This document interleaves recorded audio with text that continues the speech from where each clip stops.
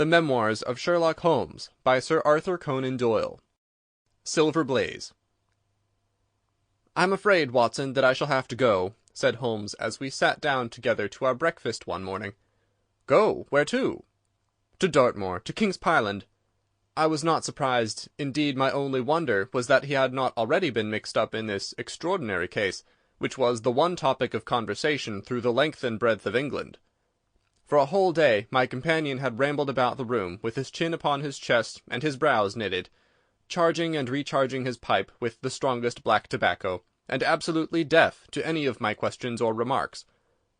Fresh editions of every paper had been sent up by our newsagent, only to be glanced over and tossed down into a corner. Yet, silent as he was, I knew perfectly well what it was over which he was brooding.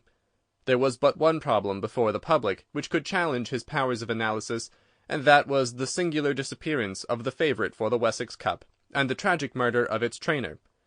When, therefore, he suddenly announced his intention of setting out for the scene of the drama, it was only what I had both expected and hoped for.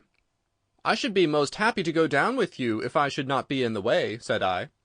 "My dear Watson, you would confer a great favour upon me by coming, and I think that your time will not be misspent, for there are points about this case which promise to make it an absolutely unique one. We have, I think, just time to catch our train at Paddington, and I will go further into the matter upon our journey. You would oblige me by bringing with you your very excellent field-glass." And so it happened that an hour or so later I found myself in the corner of a first-class carriage flying along en route for Exeter, while Sherlock Holmes, with his sharp, eager face, framed in his ear-flapped travelling cap, dipped rapidly into the bundle of fresh papers which he had procured at Paddington. We had left Reading far behind us before he thrust the last one of them under the seat, and offered me his cigar-case. "We're going well," said he, looking out the window and glancing at his watch. "Our rate at present is 53½ miles an hour." "I've not observed the quarter-mile posts," said I. "Nor have I, but the telegraph posts upon this line are 60 yards apart, and the calculation is a simple one. I presume that you've looked into this matter of the murder of John Straker and the disappearance of Silver Blaze." "I have seen what the Telegraph and the Chronicle have to say. It is one of those cases where the art of the reasoner should be used rather for the sifting of details than for the acquiring of fresh evidence.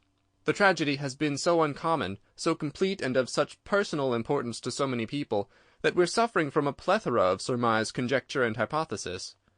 The difficulty is to detach the framework of fact, of absolute, undeniable fact, from the embellishments of theorists and reporters. Then, having established ourselves upon— Sample complete. Ready to continue?